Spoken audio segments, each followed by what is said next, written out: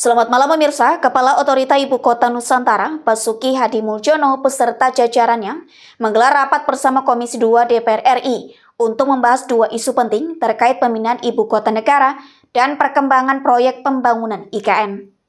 Dalam rapat tersebut, anggota Komisi 2 DPR RI dari fraksi PDI Perjuangan, Deddy Sitorus, juga menekankan pentingnya keputusan matang dalam memindahkan ibu kota negara tersebut. Kepada fraksi PDI Perjuangan. Makasih pimpinan. Kalau Pak Basuki buru-buru, mungkin kita bisa temani besok ke IKN semua Komisi 2. Makasih Pak Kepala OIKN dan jajaran. Saya ingin katakan bahwa dari awal kita mendukung yang namanya upaya pemindahan ibu kota sebagai sebuah upaya yang punya landasan historis, punya landasan filosofis, punya landasan teknokratik, ya, dan punya alasan-alasan ideologis, Pak. Tetapi memang, mohon maaf, sepengetahuan kami itu kita bangun secara bertahap, dan bertahap. Kenapa bertahap, dan bertahap? Karena pengalaman di banyak negara menunjukkan tidak semua proyek pemindahan ibu kota itu bisa berhasil. Dan yang berhasil tidak pernah yang dalam tempo sesingkat-singkatnya, kecuali mungkin Brasilia di Brasil sana, ya. Selebihnya kan perlu waktu cukup lama. Yang namanya Canberra itu 14 tahun Pak, baru parlemennya berkantor di sana, pindah dari Melbourne. Yang gagal banyak banget. Ya, paling dekat dengan Myanmar kalau nggak salah, Birma ya, itu hancur karena terlalu bernafsu. Kita lihat terlalu bersemangat, kata senior saya, Pak Komarudin. Putrajaya kita lihat bisa memindahkan pusat pemerintahannya, tapi tidak warganya. Jam 5 sore, kota hantu. Kan gitu. Jadi banyak sekali pelajaran yang kita dapat. Abuja itu memindahkan Sudirman Tamrin SCBD ke tengah gurun pasir, tidak ada tempat untuk rakyat, rakyatnya hidup di slum area. Kalau kita keluar dari Abuja Pak, harus dikawal tentara Pak, dengan mesin gun yang berapa milimeter itu, kalau enggak bisa-bisa enggak pulang Pak, langsung ke akhirat itu gitu keluar ibu kotanya itu. Jadi itulah perlunya kita membangun ibu kota ini dengan kematangan berpikir, bukan dengan kemauan orang per orang. Jadi karena apa? Karena nanti resikonya banyak. Resikonya bisa nggak jadi, bisa jadi tapi compang-camping, bisa jadi tapi semeraut. Oleh karena itu perlu kehati-hatian yang luar biasa Pak, dengan belajar pada banyak negara lain. Mohon maaf nih Ketua, saya sedikit waktu karena ini. Salah satu alasan filosofis kita memindahkan ibu kota kita ke Kalimantan sana, itu ada landasan ideologisnya. Kita ingin pemerintah pusat menjadikan daerah itu jadi berandanya, bukan halaman belakang seperti selama ini. Selama ini daerah di luar Jawa itu jadi perbatasan. Kelihatan dari rancangan teknokratik yang terus-menerus meminggirkan wilayah dengan buku 1 dan buku 2-nya. Terlihat dari kelakuan birokratnya yang sesuka hatinya memindahkan kepemilikan atau status lahan.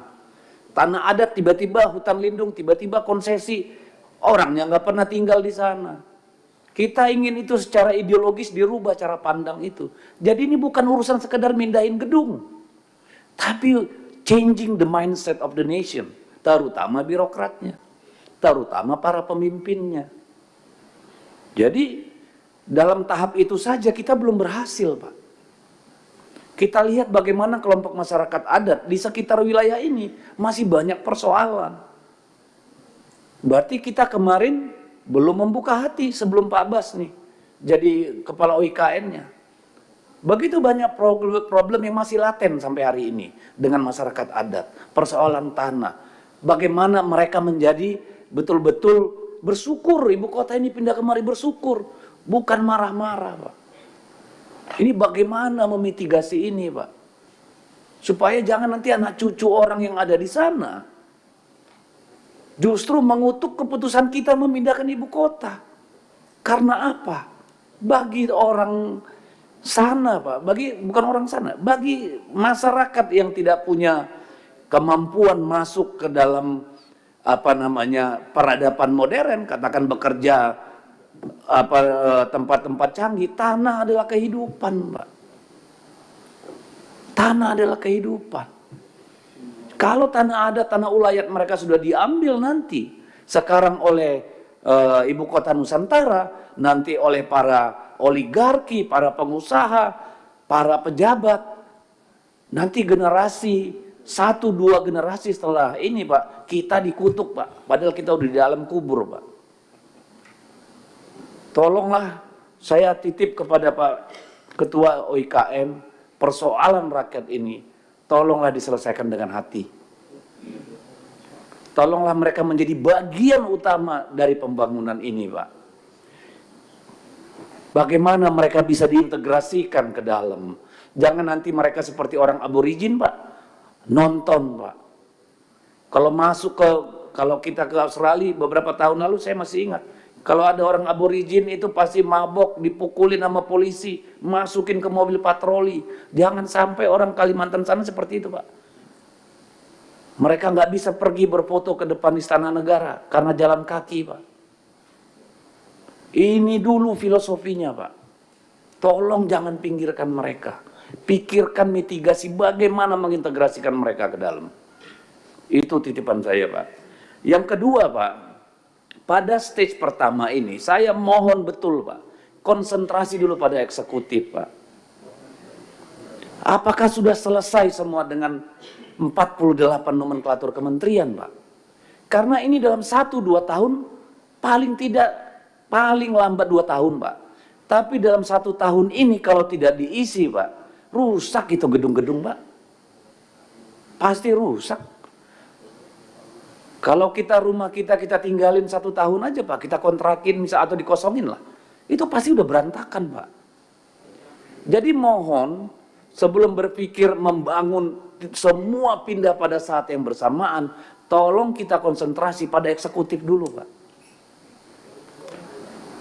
Jangan kita mikir nanti bangun lagi, sekarang ini belum kelar, kita bangun lagi eksekutif, legislatif, bangun lagi judikatif. Ini biar terbentuk ekosistemnya, Pak. Karena dibangun semua tidak diutilisasi, nggak ada yang mau invest, Pak. Karena nggak ada orang. Kan begitu, Pak. Padahal biaya maintenance itu keluar triliunan, Pak. Jadi mohon supaya kita konsentrasi dulu eksekutif kita di sana. Gedung-gedung, tower-tower yang sudah dibangun, yang sudah ada ini, kementerian mana yang bisa kita pindahkan sekarang? Belajar dari Putrajaya. Putrajaya itu setelah 4 tahun membangun, Pak, cuma 300 orang di sana kerja, Pak. Tahun berikutnya baru masuk 3.000 orang, Pak. Itu kalau kita mau membangun ekosistem, Pak. Jadi kalau saran saya, kalau memang sudah ada gedung, rumah-rumah menteri sudah jadi, berapa, Pak? 36 sudah jadi. Oke. Kalau tidak mungkin semua, tentu ada beberapa yang harus kita pindah sekarang ke sana. Supaya menciptakan demand, Pak. Kalau enggak, sampai kapan, Pak? Orang yang investasi untuk bisnis di sana, mati, Pak. Pasti pakai bank itu semua. Kalau enggak ada demand-nya, kan hancur itu lama-lama barangnya juga, Pak. Jadi tolong disampaikan kepada Bapak Presiden, pindahkanlah secara bertahap. Apakah Menteri Desa perlu segera pindah ke sana? Ayo, Menteri Desa, biar lebih dekat dengan desa-desa. Lebih cepat berubah cara pandangnya. Mungkin Kementerian Kehutanan, Kementerian Lingkungan Hidup, Kementerian Pertanian, ayolah.